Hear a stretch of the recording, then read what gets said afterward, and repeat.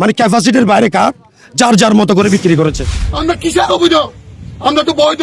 আমাদের 25 বছর ধরে আমি এই কার্ডের রেভিনিউ দিয়ে রাজস্ব দিয়ে বিচের মধ্যে ব্যবসা করে আমরা কি অবৈধ নয়? যে অফিসারগুলি দুর্নীতি করেছে তাদের হাত দিয়ে তবে এটা সম্ভব না।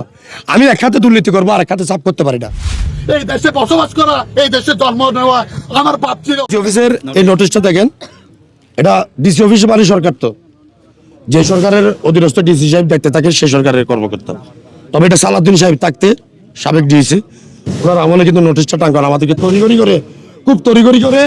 তখনও কিন্তু কোরবানির ঈদ ছিল, অনেকে কোরবানি পর্যন্ত দিতে পারেনি। বাগে আমরা নবায়ন ফি জমা দিলাম। নবায়ন ফি জমা দেওয়ার পর থেকে নবায়নের সাথে ওনারা ব্যাপক মানে ক্যাপাসিটির বাইরে কাঠ যার যার মতো করে বিক্রি করেছে। এখন বিক্রি করার পরে সকলের কাছে কাঠ যখন চলে গেছে, তখন ক্যাপাসিটির বাইরে গিয়ে তারা মার্কেটে আমাদের কাঠ 350 দোকান থেকে ডিসি অফিস 17 বছরের সুবিধা বঞ্চিত মানুষকে দেওয়ার নামে আপনার আমাদেরকে 162টি অনৈতিক কায়দা সহ নবায়ন নেওয়ার পর বাকি কাঠগুলি বলক বলে চালিয়ে দিছে। এখনো পর্যন্ত স্যার তারা বলতেছে আমরা বলক করি নাই, বাদ করিনি, শুনানি চলতেছে মার্কেটের সভাপতির সাথে।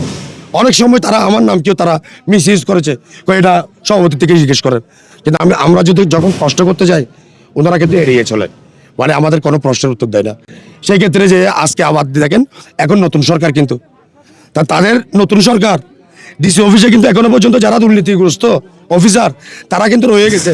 কিন্তু তারা একটা গোষ্ঠী আগের এজেন্ডা নীল দোকান যেগুলি উঠছিল টিনের, এগুলিকে আবারও পুনরায় বসানোর একটা গন্ধ পাচ্ছে।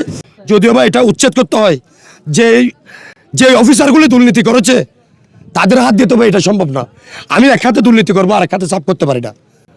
সেই দিকটা আমাদের সবার লক্ষ্য রাখা দরকার। আগে তো ওনাদের হাত পরিষ্কার করতে হবে, যারা লক্ষ লক্ষ টাকা নবায়নের নামে হাত দিয়ে নিয়েছে। এই বিচার আমরা কার কাছে চাইবো? 17 বছর পর ওনার স্বরাষ্ট্রমন্ত্রী থেকে আমরা এক্সপেক্ট করি, শ্রদ্ধা করি।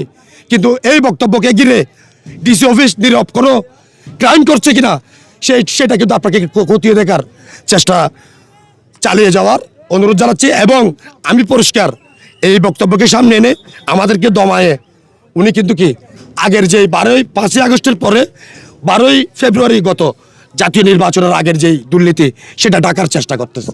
আমরা অবৈধ হলে অনেক আগে চলে যেতাম। প্রথম যেদিন মাইকিং করেছে বীজ থেকে অবৈধ স্থাপনা উঠে যান, অবৈধ স্থাপনা যেগুলো ছিল উঠে গেছে। আবার উচ্ছেদ অভিযান ঘুরে আমাদের বৈধের উপরে কেন আসলো? সালাউদ্দিন ভাই এই কথা বলেছেন লাস্টে, গরিবের পেটের জন্য লাথি না পড়ে, গরিবের পেটের জন্য লাথি না পড়ে। সালাউদ্দিন ভাইয়ের একটা কথা যদি আমার পেটের মধ্যে যদি লাথি পড়ে তাহলে আমার ভবিষ্যৎ নষ্ট হয়ে যাবে। এই বিষয়ে আমি ব্যবসা করে আমার ছেলে সন্তান, আমার বিবি বাচ্চা, আমার ছেলে সন্তান লেখাপড়া করে 12 লক্ষ টাকা আমার ব্যাংক ঋণ আছে। প্রতি মাসে আমার থেকে 30,000 টাকা ব্যাংক ঋণ দিতে হবে। এগুলো আমি কোত্থেকে দেবো? এগুলো যদি আমি দিতে না পারি গলায় ফাঁসকে আমি কি করবো? আত্মহত্যা করবো। এই দেশে বসবাস করা, এই দেশে জন্ম নেওয়া আমার পাপ ছিল। এইটা মনে করো আমি আমার ছেলে সন্তানকে কি জবাব দেবো?